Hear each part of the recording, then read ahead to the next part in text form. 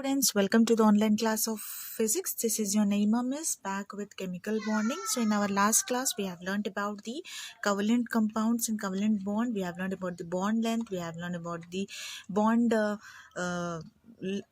this one dissociation. Yes, we have learned about these things. So in today's class we will learn about the what happened, why that theory what we have learned was what were the limitations of that, what were the why it did not work along. Okay, we will see about it. So this electron theory of valence, this theory of valence was having few of limitations, few drawbacks they were having. That is, Causal and who were the two persons who were looking after this? Causal and Lewis, right? Causal and Lewis gave the concept of electron theory of valence. The basis for this theory was valence in terms of electrons, right? We were seeing electrons in terms of valency. The last valence shell, whichever is having how many electrons, we are seeing that, and we were saying about the valency of the electrons. So this theory was based upon the valence number of electrons present in the valence shell, right? Lewis proposed the ionic bond and the covalent bond, right? He proposed what? Ionic bond and covalent bond. The ionic bond, what happens in ionic bond? The atoms become cations and anions, right? Due to the transfer of electrons. So due to the transfer of electrons, I have already explained this. Due to the transfer of electrons, cations and anions are formed. In covalent bond, what is happening? Because of the mutual understanding, mutual sharing of electrons, their bond is formed, right? Mutual sharing bond is formed. So the tendency of electrons for losing the electrons and forming the cations or gaining the electrons to form the anions depends upon the four things I said. What were those? Atomic size, ionization potential, electron affinity, electronegativity, right? So in this, what was the drawback was that he was unable to explain in detail. We have learned about bond energies and we have learned about bond length, right? So what did he say? Bond length means the length between the nucleus of one atom and the nucleus of another atom, right? This was called as bond length. And bond energies or the bond dissociation energy was nothing but the energy which is used in breaking the covalent bond, which is used in breaking the covalent bond, okay, which is used in breaking the covalent bond. So this they were not able to explain in detail. They were not able to explain the difference in this both properly. So to overcome these drawbacks, a new theory came into existence. What was that? It was valence shell electron pair repulsion theory. So what was that? To overcome the drawbacks of the electron theory of valence, valence shell electron pair repulsion theory came into existence. So let us learn about valence shell electron pair repulsion theory in detail. Now this theory was given by Sidgwick and Powell. Okay, this theory was explained by Sidgwick and Powell, and this was further improved by two more persons. Their names were Gillespie and Nyholm. Okay, Gillespie and Nyholm. So these were the four persons who were involved in the explanation of valence shell electron repulsion theory. So this theory is based on what actually? This theory is based on bond angles by we have lone pair of electrons and bond pair of electrons on the atoms, right? So it was nothing but lone pair, bond pair, repulsion. So what was it based on? It was based on bond angles formed by lone pair and bond pair repulsion. Okay, lone pair and bond pair electron repulsion. So how they were, we will see now. So this valence shell electron pair repulsion theory considers electrons which involved in the valence shell, which are having what covalent bonds and in lone pairs as charged clouds that repel one another and stay apart from each other. Okay, that is why this is the reason why molecules get a specific shape. What happens? There is a repulsion between the covalent bond and in lone pair electrons. We have lone pair electrons also, right? So those lone pair electrons and this covalent bond, there is a repulsion in between them. If we know the total number of electrons pair in the valence shell as covalent bond and lone pairs in the central atom, it will help us to predict the arrangement of those pair around the nucleus of the central atom, and that forms the shape of the molecule. Okay, because of this electron pair repulsion solely, the shapes of the molecule is possible.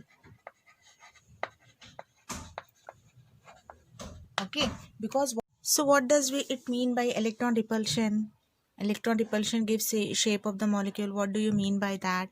It is nothing but what does it happen, uh, we know lone pair of electrons and we know bond pair of electrons, right? What is lone pair of electron? Lone pair of electrons are those electrons which are not involved in the bond formation. Okay, number of electrons which are not involved in the bond formation. So these electrons are not involved in the bond formation, whereas bond pair electrons, a pair of electrons which are involved in the formation of bond, involved in bond formation. Okay, involved in the bond formation. A pair of electrons which are involved in the bond formation is called as bond pair electrons, and the pair of electrons which are not involved in the bond formation are called as the non pair electrons, that is lone pair electrons. Okay, so example, if we see, if I say example of suppose we'll take ammonia molecule. I'm saying ammonia, right? If I'm saying ammonia, what is the electronic configuration of nitrogen here? I said 2 and 5. So outermost electrons which are involved, will present in the valence shell, will participate in the formation of bond, right? We know this. So if we see here, there are 5 electrons, right? 5 electrons are present in the nitrogen in the outermost shell. But how many bonds it has formed? It has formed only 3. That means, so this nitrogen is forming bond with hydrogen, 2 hydrogen, 3 hydrogen, right? Then where is again one more pair of electrons? So they are left over like that only, right? They are left over like that only. So this pair of electron is called as lone pair electrons. So the electrons which are not forming the bond are called as lone pair electrons, and these are forming the bond. That's why they are called as bond pair of electrons. Fine. So like this, what will this do? What will this do? It will repulse. It will repulse. It will push away the hydrogen atoms. So due to this, what will happen? This structure will form. This is suppose your lone pair of electrons. So what is happening here? The electron repulsion is taking place, and there the structure formed is like this: hydrogen, hydrogen. Okay, so this is the structure which is formed. It will push away the electrons. See, you can see the distance here, it is more, where compared to hydrogen there is no such repulsion. Okay, so here this distance, if you see between the lone pair electrons and the bond pair electrons, you see there is a lot of repulsion, lot of distance you can see. So this lone pair of electrons are responsible for the shape of the molecules. Okay, I hope this is clear. So now this structure, what it has formed here, this is one of the example I'm saying. So this is a structure, right? So this gives the angle. It forms the angle here. Okay, bond angle. So this gives the bond angle of the molecules. Okay, so this gives the bond angle. Okay. So once I'll just read out the points fast, try to understand it. Okay. So valence shell electron pair repulsion theory considers electron in the valence shells which are involved in the covalent bond and in lone pair as charged clouds that repel one another and stay as far as possible. This is the reason why molecules get specific shapes. If we know the total number of electron pairs in the valence shell as the covalent bond and lone pair in the central atom, it will help us to predict the arrangement of those pair around the nucleus of the central atom and from that shape of the molecule. Okay, that forms the shape of the molecule. Lone pair occupies more space around the central atom than the bond pairs. Lone pair means unshared electrons present on the or non-bonding electrons present on the central atom. They are attracted towards the nuclei, whereas the bond pair is shared with the two other nuclei. Okay, thus the presence of lone pair on the central atom causes slight distortion of bond angle from the expected regular shape.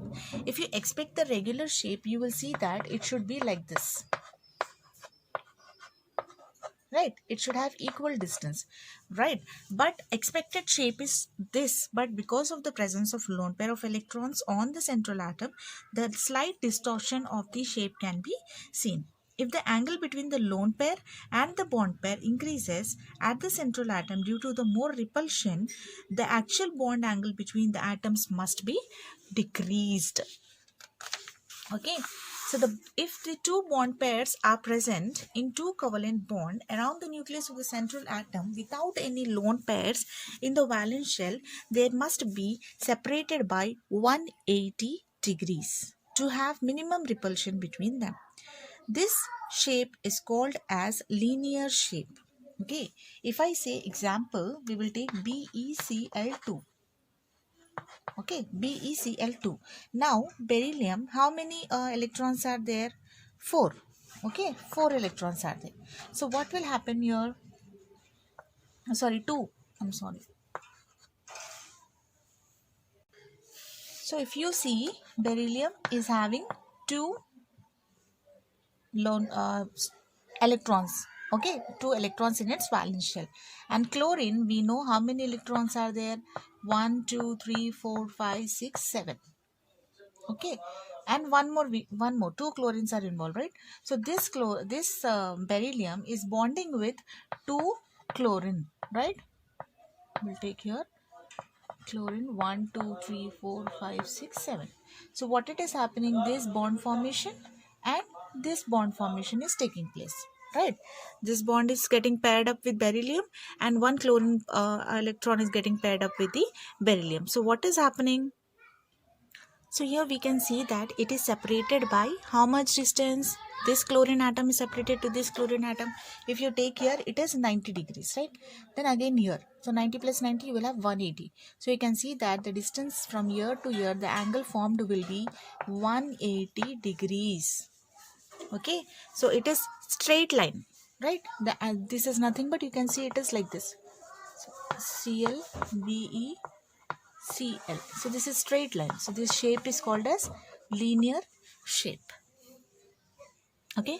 This shape is called as what? Linear shape.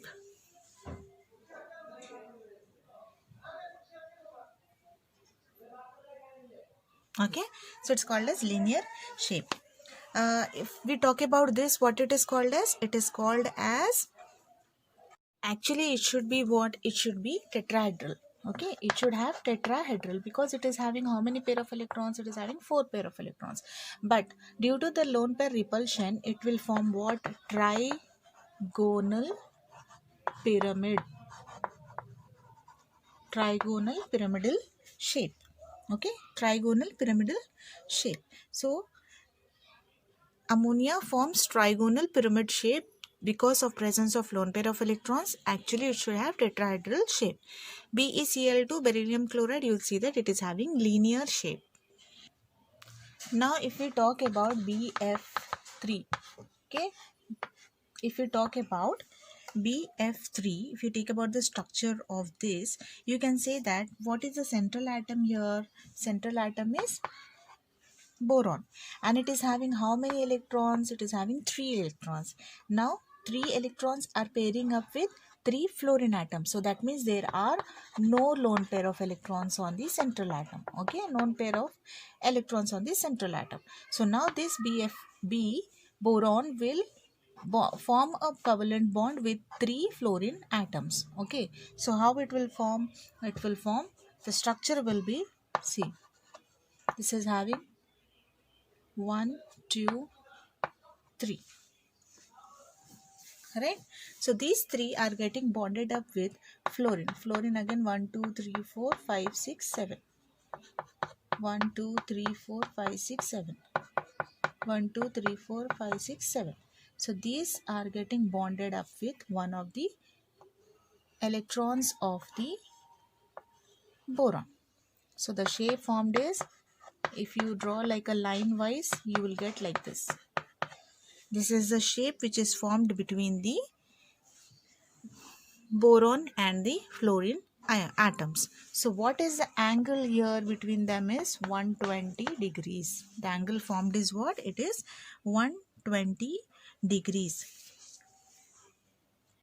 So the shape which is formed is what? Triangle shape, right? This is triangle shape. So it is nothing but it is called as trigonal planar. It is called as trigonal planar. Simple triangle. It has got simple triangle. So it is called as trigonal planar. See, this is simple triangle. Don't get confused between the BF3 and NH3. Here, see, this is the structure of BF3, right?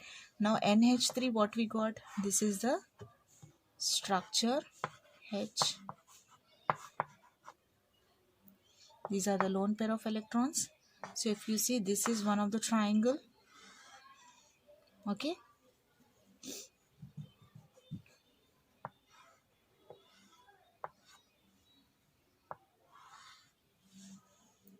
So it has got trigonal pyramid. It will form a pyramid like structure, hence it is called as trigonal pyramid. Whereas this, you see, simply you got a triangle. So that is trigonal planar. Next example we will see methane, CH4. So here also no lone pair of electrons because carbon valency is 4. So it is getting 4 bonds here. So there are no lone pair of electrons. So what the structure will be? We will have carbon 1, 2, 3, 4 attached, 4 hydrogens, right? So what is the structure here? This is the carbon, this is one of the hydrogen, this is one of the hydrogen, this is one of the hydrogen, and one more hydrogen here. So the angle, bond angle formed is 109 degrees 28. Here also you can see 109 degrees 28. So the bond angle between them is 109 degrees 28 cells. So this shape is called as tetrahedron shape. Okay, tetrahedron shape. Fine. So we have learned about linear shape. We have learned about tetrahedron shape, trigonal shape, and we have learned about trigonal pyramid also. Right? Then we have seen the trigonal pyramid where nitrogen is having one lone pair of electrons, right? Where it is having one lone pair of electrons, where and the angle is 107 degrees 28. Okay, but when there are two lone pair of electrons, then how the structure be? For example, if we take oxygen, it is having two lone pair of electrons and two bond pair of electrons, right? It is having two lone pair of electrons and two bond pair of electrons. Then how the structure here formed?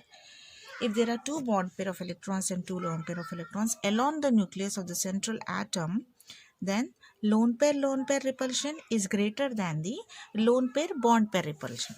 Understood? Lone pair repulsion will be greater than this lone pair bond pair repulsion. For example, if we take water, Okay, if we take water, in water there are 4 electrons around the oxygen, the nucleus of the oxygen atom, but 2 of them are lone pair and 2 of them are bond pair. So therefore the water, if you see here, this, these two gets bonded up, right? So what will the shape of the water be? Let us see. The shape of the water, you can see oxygen with 2 lone pair of electrons and 2 bond pair of electrons.